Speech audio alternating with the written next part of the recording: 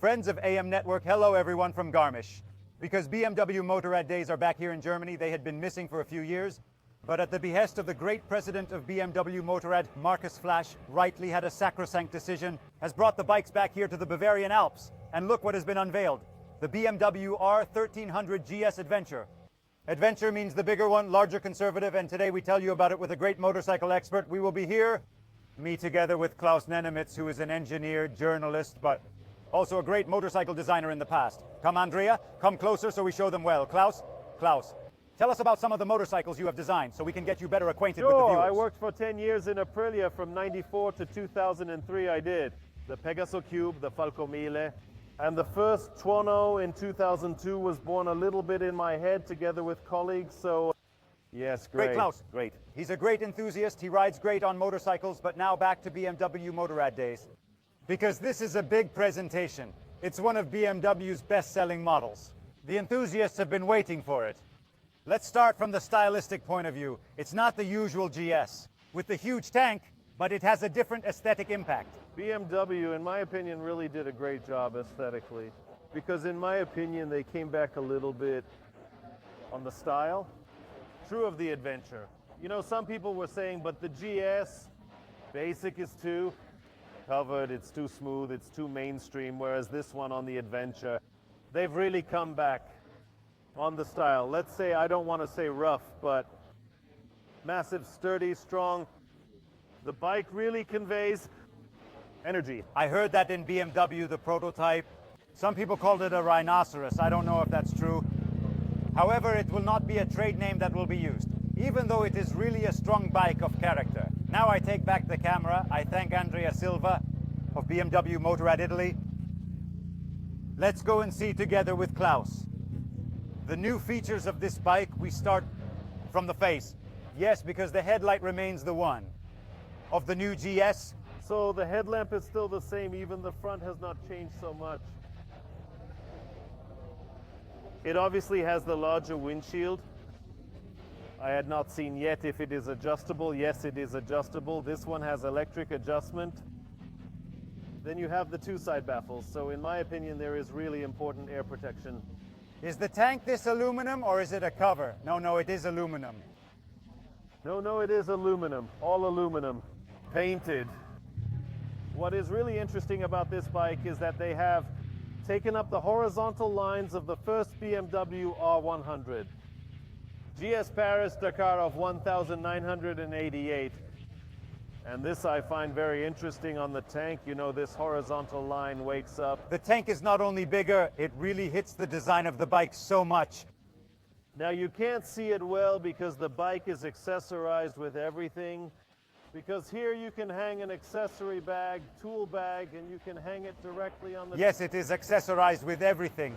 Tent, nautical bag, etc. Klaus, before we get to the tech, let's remember the suspension scheme. Telelever, paralever of last generation. Rims, as always, 19 and 17. Right, the wheels and brakes are the same size. They are as on the basic GS. So the front end changes, the fuel tank changes. The engine remains the same with the same power outputs, so 145 horsepower and 149 Newton meter of torque. And then all new the frame. They didn't keep the one. Innovative of the GS, but they made a totally new one. As on the 1300 GS, the seat post was cast aluminum, where two halves screwed together.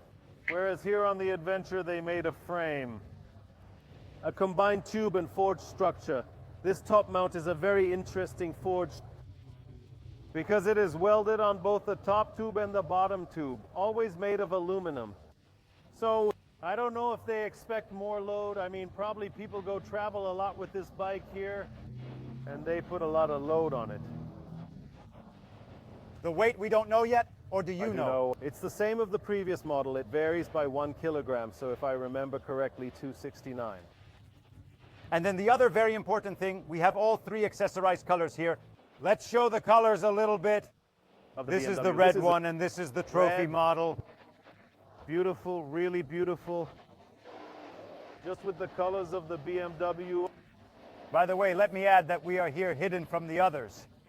because there are so many people and we couldn't show you the bikes properly in peace because they are really besieged. This one even has trophy colors, Klaus said, with a spare set of Caru Quattro tires. I don't know if you heard that 3 motorcycles will be leaving directly from here. From the BMW Days in Garmisch to take the GS trophy from here all the way to Namibia. And here it has to be said, you guys will find both Klaus and me in Namibia competing as team managers. Germany versus Italy. Can't wait to Let's challenge stay you. friends though, eh? And then the We'll other see. coloration, this one instead. Gray, black, yes, it could be black. It has the triple black, here it is. Beautiful, very elegant. Look, engineer, you want to tell me other things about the bikes? You know, another thing that is quite interesting is that there are no more the frames that held on the aluminum cases. You know, the stainless steel tube frames that were very much present on previous versions that were typical for this bike here. They are no more here. Now there's a stand here in forged aluminum that pulls the bag up, and the bags are also connected in the back. It's aluminum. Yes. Here's the radar, of course. Right. Another important thing is, in my opinion, the tail, because now there is a nice full tail again. Not like on the 1300 GS, which is kind of cut off like on a naked bike. So maybe there's also some small holders down here where we can put, I don't know, a little bit of tools or irons. And here of tools, we see a lot of them on these bikes. Tires, another data. Technical suspension ride, 210 in the front and 230 in the back, should. So like the GS equipped with the sport kit. Thank you, Klaus. We found out everything about the new GS Adventure. Thank you very much. And now let's go back It was a inside. pleasure. Come, Andrea Silva of BMW Motorrad of Italy, for the things that maybe we're almost interested in. Price and availability of the new GS Adventure. Are you prepared? Yes, come on, I am prepared.